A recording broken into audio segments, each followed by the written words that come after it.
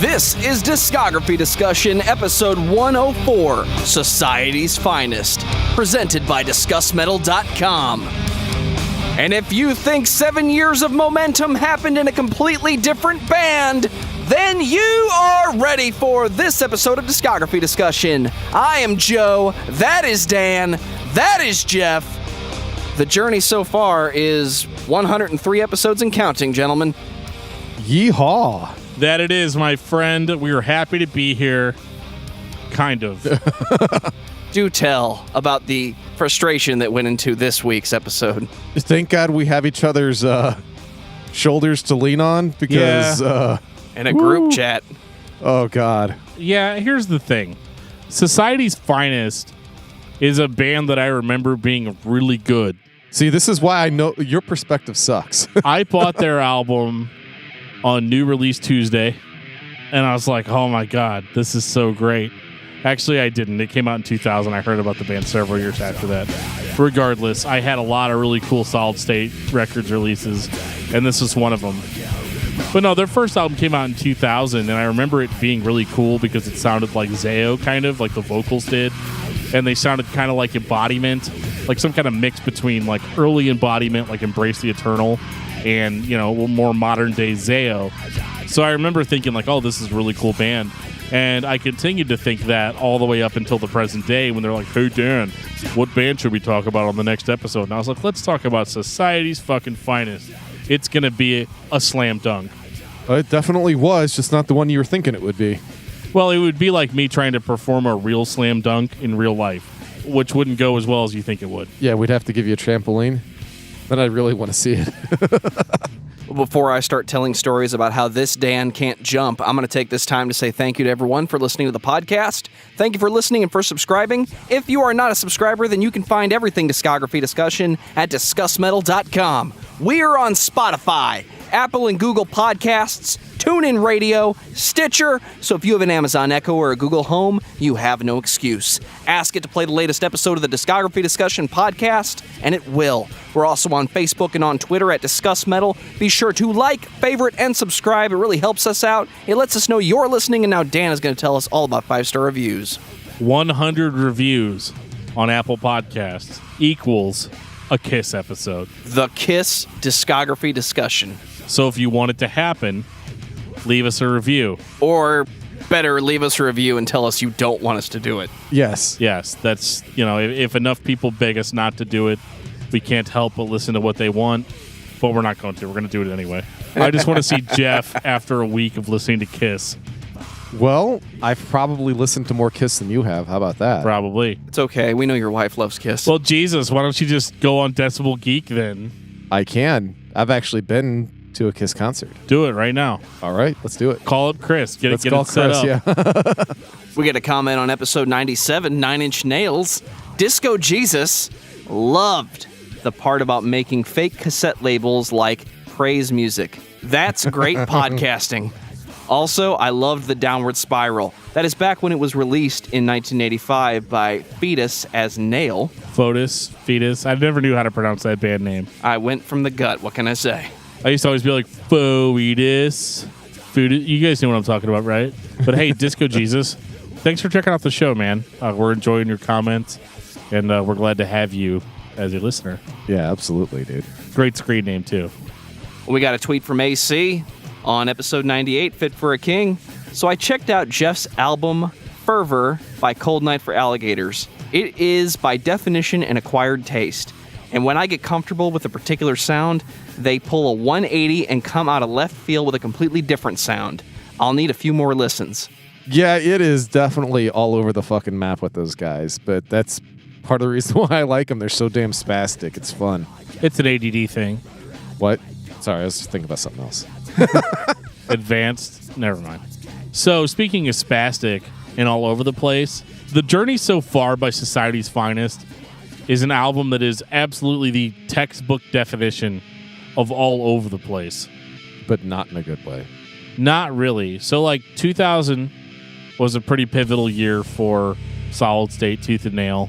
And I will say that this record fit in all right with the other bands that were out at the time. You had Living Sacrifice was doing their metalcore thing. Embodiment had put out Embrace the Eternal 2 years before that. And you would also had Zao doing the Zao thing all the way through 2000.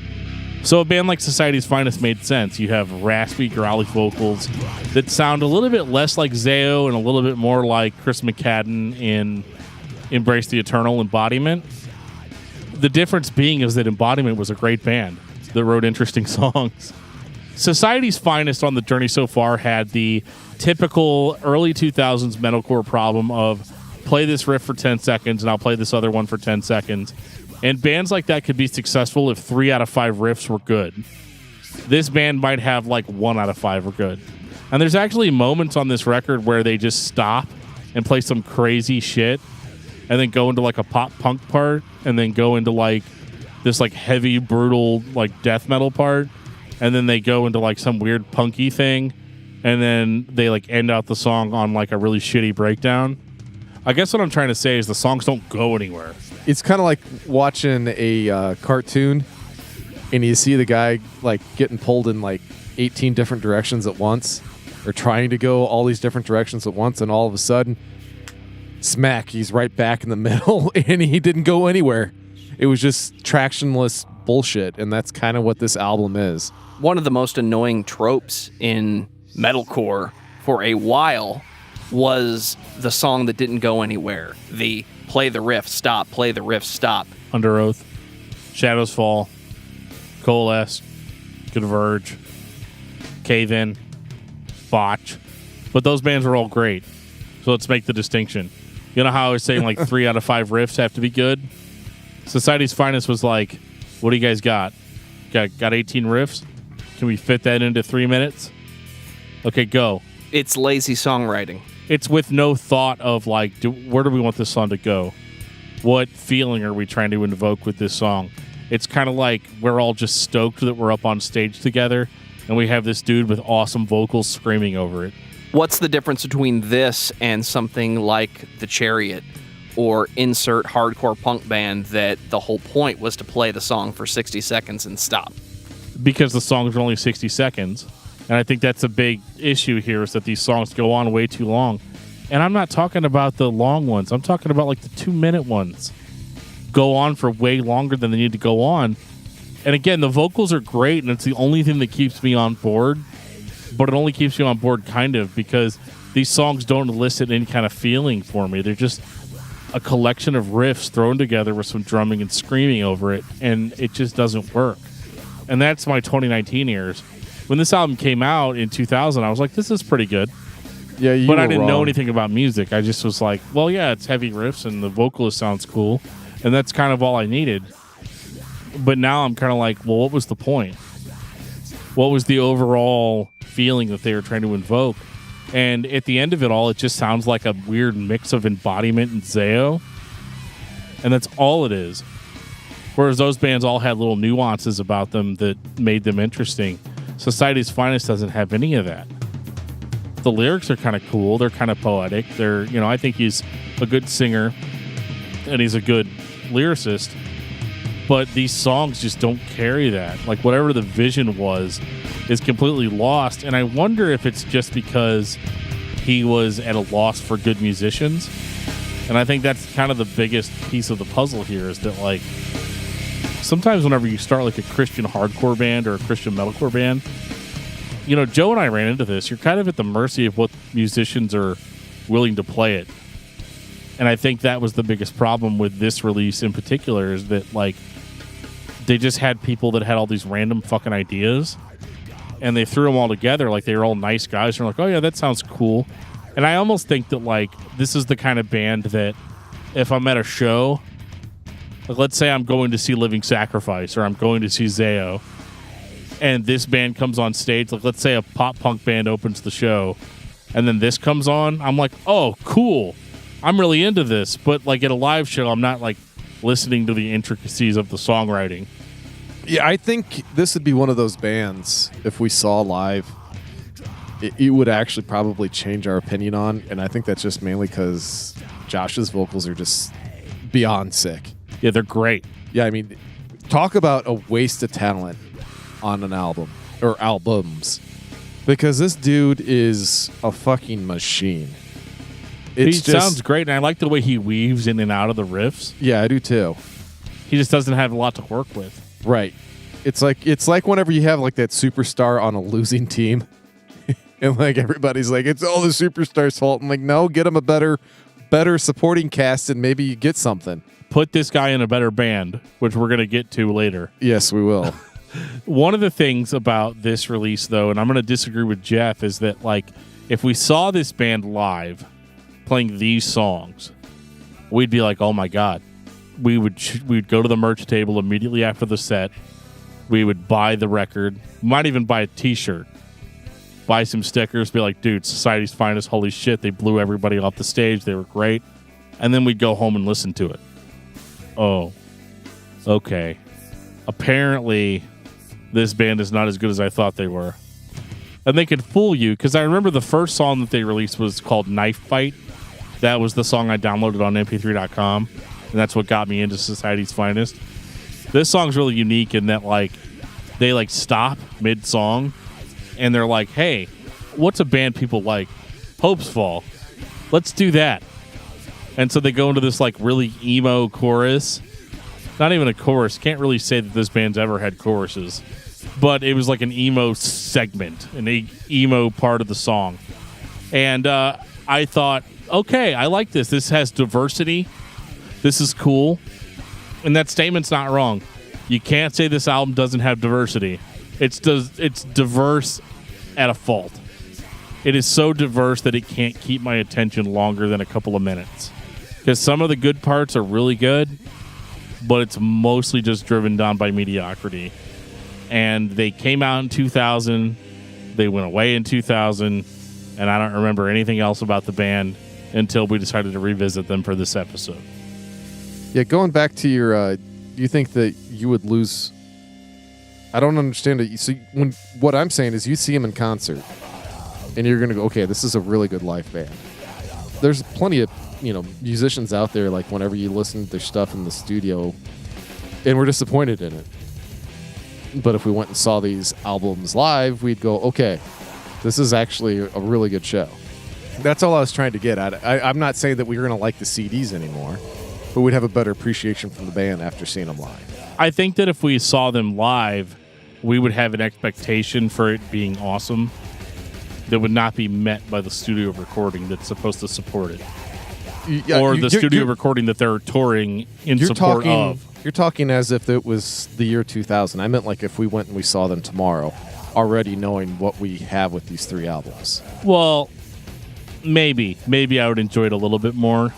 But I mean, I actually have seen Society's Finest live. And? They were great. Obviously, that did not affect my opinion on these albums going into this episode. 2004. Love, Murder, and a 3-letter word. Hold on. You can't just jump into that. So let's talk about one of my favorite things to talk about. Zao. So in like 2003, 2004, Zao was having some problems. They had basically disbanded. They had this weird show where they disbanded on stage, essentially. I remember Scott walked up to the microphone and was like, I don't know if there's going to be any more Zao stuff after this.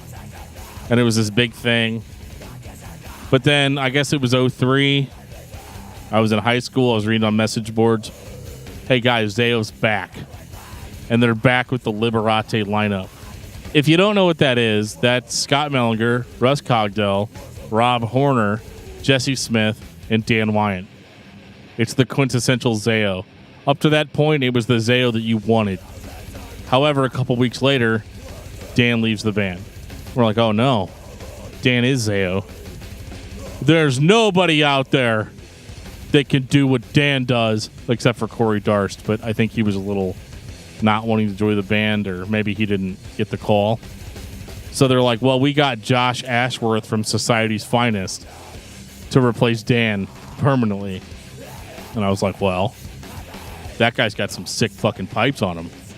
And then I actually saw Zao play live here in St. Louis at the old Creepy Crawl with Josh Ashworth on lead vocals, and I was like, this might be okay. This guy's fucking sick. He's one of the best, like, Zao-ish singers out there. I think this could be okay. And they went pretty far with them. They did a whole tour with them. They were going to record a new album called Bleed Beautiful. And it was going to be Zao with the Society's Finest stamp on it. Which is kind of funny because looking back on it, I'm like, well, I don't really want the Society's Finest stamp on it. But at the time, I was kind of like, oh, yeah, that The Journey So Far, that was a pretty cool record. But it was so far back in my memory that I wasn't really thinking about it objectively. And they actually released 2 songs with Josh Ashworth on vocals.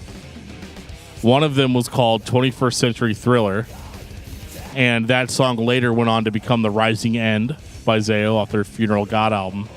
And the other one was called She's Not Leaving, She's Not Breathing, which was went on to become Praise the War Machine off of the Funeral God.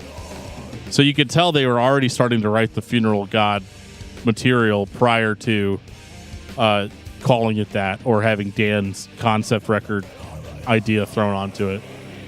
Love, Murder, and a 3-letter word is what came after Dan went back to Zao. 2 weeks later, Dan comes back to the band, and they're like, okay, bye, Josh. Is that seriously how it went? That was the end of that shit. Wow. Don't let the door hit you in the ass on the way out. Would have been interesting to hear the album, Bleed Beautiful. There's part of me that's like, what would that have sounded like? Sadly, though, I think it would have sounded like Love, Murder, and a 3-letter word. And I'm not okay with that. No, I'm not either, because I was kind of bored. Are we still just throwing together piles of riffs at this point? They're a little bit faster, but it's just a pile of riffs. Well, it's weird because when you hear the song Vanity and the Gun, you're like, holy shit, this is heavy. They've stepped it up. This is 2004 metalcore, baby, so the riffs hit harder, the breakdowns hit harder, the drumming's harder, the vocals are sick as fuck. And I'm like, oh my god, they're back. But then I get about, 2 minutes into the song, and I'm like, wow, we've changed riffs 18 times now. Okay, it's the same Society's Finest, and I'm struggling to find that to be a good thing. One of the major problems with that style of writing is you can't latch onto the riff. Not even a little bit. You By don't have enough time. definition, it's a live band that is only there to make an impact on your brain to get you to act crazy for the next 30 minutes. Yeah, so in a live situation, that's fine. But in this case, it's a huge detriment because this band is riding off of the coattails. I hate to say it, but off of the Zao thing. Hey, he's not in Zao anymore, but he's in this band Society's Finest that he's known for. And so we can expect to hear his brand of what metalcore is in 2004. And you get that a little bit, but only in the production. The songwriting is still completely all over the place.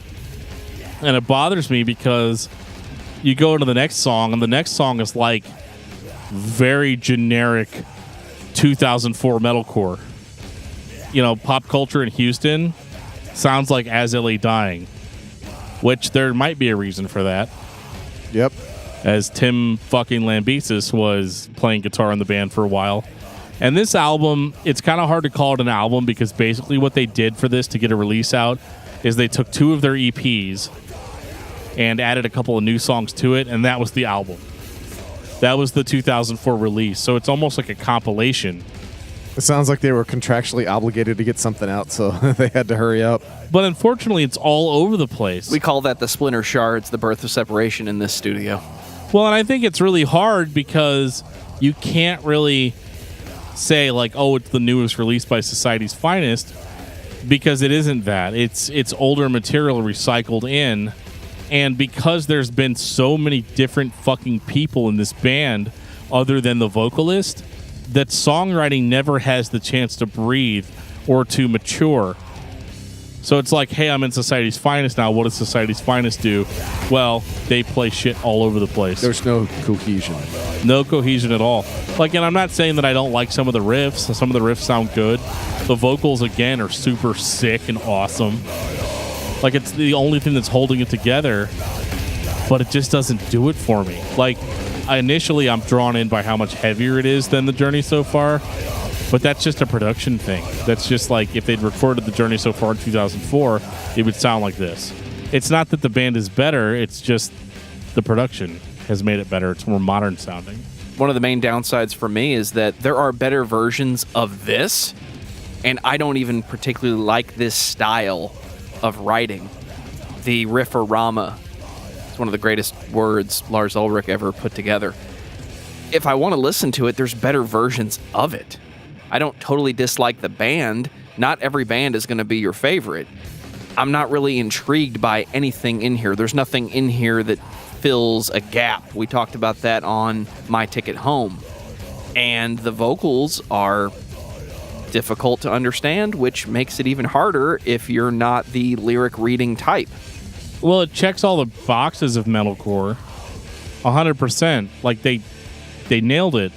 But it's old metalcore. I would even say that at this point it's an outdated style of metalcore. You know, nobody was really doing this in 2004, which is kind of cool, but they're not doing it super well either. They're not like some industry pioneer that has come back 4 years later with like their newest opus. It's just like a whole bunch more Society's Finest songs, and they're not compelling on their own, and they definitely aren't cohesive when put together. And that's the problem with this band. This is the kind of shit that makes you a supporting band on every tour. You're never the headliner. I mean, there's nothing good going on. It's not like it's a total shit show, but it leans closer to shit show than, you know, holy shit, I want to listen to this all fucking day. It's not like if I'm making a playlist and a Society's Finest song comes on that I'm going to be like pissed off that it's on there. Because maybe like individually these songs are better than they are together. No, they're not. The only thing that's going is the vocalist. Josh is the only thing that's worthwhile. But that might be to a fault because you said, I didn't do as close of a research as you did. I know there was a lot of fairly big names that have, you know, floated in and out of this band as time has gone on. Oh, yeah. So, I mean, is Josh the driving force behind the band? 100%. Okay, so he's his own worst enemy, as well as being the best part of the band as well. Because if this is his vision, you know, the vision of the vocals is fantastic. The rest of it just is a big old no. And that's just disappointing. And it seems like that this isn't the first time we've had something like that happen, where we've had somebody's quote-unquote brainchild, and we've had where it's just not seen to fruition because it's not a team effort. It's mediocre. Yeah. Well, no, I think it's even a little below mediocre, to be truthful with you. I think it's roadkill. No, I don't. No, I think it's it's not even. It's in the first part of the road. Yeah, it's like you're playing Frogger and you get hit by the first car. Exactly. That's rough. It is not what I wanted. I wouldn't say it's that bad, but I would say that like this band is not compelling, and you buy this release and you're like, oh, okay, that's a thing that happened, and you move on. Like, I don't think that they were building a fan base with any of these releases. Let's get through the last one. 2006. Am I the Drunkards? And I the Drunkard. See, that's how much I've had. I can't even read. Right. So nope, it's just Joe, because I'm blind. I appreciate the sentiment. I was going to say, I didn't think Joe was the Drunkard. I thought that was Dan. This is actually... he's definitely cut off for the rest of the night. This is actually a much better record than the previous two. I agree. It's not even close. It's like they at least went to like half a semester of finishing school. Yeah, it's not amazing. Like, let me explain that. Like, it's better sounding. The production is good. I wanted this album in 2004, though. Yeah, and you didn't get that. You got a whole bunch of, like, shit that they had in the can already, which was, like, really obvious. And on this record, it's more cohesive. Like, I think that a band sat down and wrote this record, and it wasn't just, like, a string of members in and out coming up with random ideas and throwing them down, because I think that's really the problem with this band is that prior to this, they were just whoever shows up, and that didn't really work out in the long run for them because it was very obviously that, like, different playing styles thrown together with established playing styles, and just the production overall was kind of iffy between each track. This record sounds like a band sat down and they wrote it, but again, it kind of reeks of a first record. I know this band has several past members. Is Society's Finest a band that just gets together and writes a bunch of riffs? Yes. So it's a greatest hits. It's Rammstein, only not nearly as successful. Yes. And I think with this album, too, is that even though it is more focused, the songs do have a more definite direction. It feels like a first album. It doesn't have that seasoned, we've been around since 2000 sound to it. It sounds like, hey, guys, we're Society's Finest. Have you ever heard us? We have this album out called And I the Drunkards. It's our debut record. We hope you guys really like it. What do you guys think about the sound of this overall? That's what it sounds like to me. It's still better than the other two releases, but... That's annoying because I would definitely be more accepting of it as a first album than a third. It does sound like it was a collaborative effort for the first time, instead of it just being, here, let's just pick this out and that out. And it sounds like some people sat down and tried to hammer a few things out instead of just a hodgepodge. I disagree. I think it sounds like a collaborative effort that has direction for the first time, whereas previously it sounded like a collaborative effort with no direction. I've been in several bands, and I can tell you there is a huge difference between a collaborative effort that has somebody in charge, that no matter how much everybody in the room contributes to the song, eventually somebody's got to say, do that, then play the chorus, and then we'll go back into that, as opposed to everybody just hanging out, playing the riffs, and then they kind of go together, and people just start inserting themselves in places that they think make sense because nobody wants to hurt anybody else's feelings, and because some people think if you tell them what to do, that they don't have a say and it's not fun. It's a very elaborate way of saying, when Dan's in the room and he says, play the verse and then the chorus and then go back and play the verse and play the outro, you get better music than everybody just playing what they want and then, all right, guys, let's play live. I've done both. Well, yeah, I've been to band practices before where I've been like, what the fuck is that riff? Well, I just thought it would really spice the song up. And I'm like, yeah, but it sounds like the riff from a different song. Let's work on the song that we're working on right now, and then we'll talk about your other idea after we're done with this one. And that was something that was severely lacking in Society's Finest. It was just like, well, Bob came to practice and came up with this really cool riff. Well, fuck, if Bob showed up for practice, let's make sure it ends up in the final song. Because we're all inclusive here. And, like, maybe that's, like, a really positive vibe that everybody gets after practice. But, like, me as a listener is kind of sitting there like, were you guys going to go somewhere with that riff? That riff you played 38 seconds ago was really cool. And I don't know where the fuck you are now. But I guess the point that we're trying to make is that I, the Drunkards, is not like that as much. It is more focused. Like more to what Geoff was saying. It's more focused. It sounds like a real band sat down and wrote the album. Instead of just a bunch of dudes that showed up. Exactly. Like we were talking about. Exactly. These are the guys that showed up the most times, at least. Right. And I think that's been a big problem with Society's Finest since their inception, is just getting dudes to show up. Maybe they're leaving because they're like, oh, fuck, really? What's this? Wait. Yeah, you guys want to join the band? Yeah, dude, it sounds really cool. I like your vocals and everything. Can I get a CD? Yeah, dude, we got 2 releases. We got The Journey So Far and Love, Murder, and 3-Letter Word. Go home and listen to that shit. And then, like, the dude doesn't answer the phone after that. So are we going to list all the bands that we have members of or previous members of? Because there's a lot of them on this one. No. I don't think it has any bearing on the band as a whole because there's nothing in the band that's ultimately redeemable. And the main reason anybody knows about this band, I would argue, is Josh Ashworth and his previous affiliation with Zao, which is a band that every metalcore fan has some knowledge of. I think we should definitely read some greatest hits. Yeah, because I think the reason that people know this band, it's actually because of 2 previous members. And neither one of them's first name is Josh. Well, do you want to do it or you want me to do it? I'll do the 2 obvious ones. Okay, go ahead. Chris McCadden and Tim Lambesis. That is the 2 reasons that I think people know this band, or those 2 guys right there. Yeah, Chris McCadden was in Embodiment, which is interesting because I talk about how Josh's vocals remind me of a mixture of Zao and Embodiment.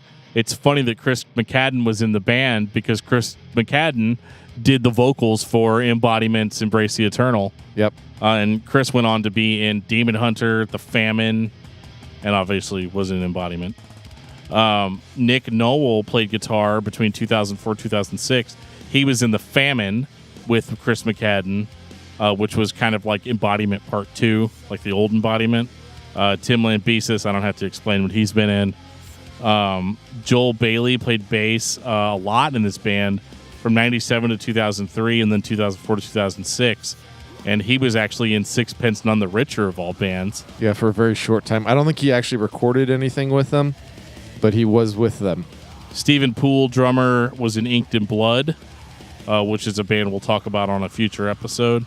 And then the one that stood out to me was Jason Rowe on drums, 2006, and then 2014 to 2016. Used to play drums for Between the Buried and Me. How many people do you think looked up Society's Finest because of anyone you just listed? A bunch of them. Yeah. And I think it's like, wow, this has got to be a slam dunk. Look at all these great people that have been in this band. But, I mean, what's the maximum amount of time anybody spent in this band? A year? 2 years if they're really dedicated? Like, dude, we could turn this around. But I just feel this overwhelming sense of like, oh, shit. I'm in a band that's supposed to be really good, but the reality doesn't match the hype. And I don't know if there was even any hype for this band. I think this band's history has been a struggle. I think Josh Ashworth is in the center trying to keep it all together and just can't. I think he's tried and he's tried. And I think he sounds good. I think he's great. I think Josh Ashworth, I hate to say it, would be a really great replacement vocalist for an already established band. But if any of the songwriting issues are his fault, that sucks. He shouldn't be part of the songwriting. But I don't think it's necessarily his fault. I think it's just, oh my God, these guys showed up to play. Let's play. And the only other thing I have to say about And I the Drunkard is that it's a much more solid album than anything we'd gotten from the band before. But it's like if you're still on board in 2006 and you've been listening to this band with bated breath since 2000, I don't think that And I the Drunkard is going to blow your mind. And I'm starting to wonder if after 3 releases, if that's ever going to be on the table. Final thoughts on Society's Finest. Dan. I mean, I think I just said it, but Geoff, what about you? Wasted talent with Josh's vocals. I really, really like his vocals, but the music sucks so bad that it's just hard to put up with the rest just to listen to him. It's really a disappointment. And if that is like what Dan said, a big chunk of his fault, that's disappointing. Unfortunately, I think Society's Finest is a curiosity at best. They are a band that exists, and if you have knowledge of them, it's probably because they had a member at some point that was in another band that you like. For most people, I would argue that's Josh Ashworth because of the Zayo affiliation. Obviously, he's not the only person. Sometimes it's fun to look at a band that your favorite band member person was in for a point in their career. For the most part, though, you find out there's a reason they're not in that band anymore. And I think Society's Finest is an example of a band that hasn't gone anywhere, isn't going anywhere, and I'm glad there's better music from the people that have been in it. Geoff, what's your album of the week? Well, I'm going to go back a couple episodes because this band has had an earworm of an entire album, and I've thoroughly enjoyed it in the time since, and that is Unreal by My Ticket Home. Dan, what about you? Manor of Infinite Forms by Tomb Mold. What an awesome band. It is a cool band name. I had such a good time talking about Me Without You last week and listening to My Ticket Home a couple weeks ago. Society's Finest kind of put me down a peg, so I decided to listen to Five Iron Frenzy, Engine of a Million Plots. Nice. The record that happily returned Five Iron Frenzy to the world of, I get to say rock, right? Because what they do is rock. It's fine. It's entertaining as hell, even when it's joking. And on that note, this has been episode 104 of Discography Discussion. Thank you for listening. You can like us on Facebook and follow us on Twitter at discussmetal. Subscribe to our podcast everywhere you listen to podcasts, including Google Play, iTunes, and Stitcher. Visit discussmetal.com for all things discography discussion, and please send questions and comments to danandjoeshow@gmail.com. If you are not a patron, you can become one at patreon.com/discussmetal. We have some sweet perks. Give me your money.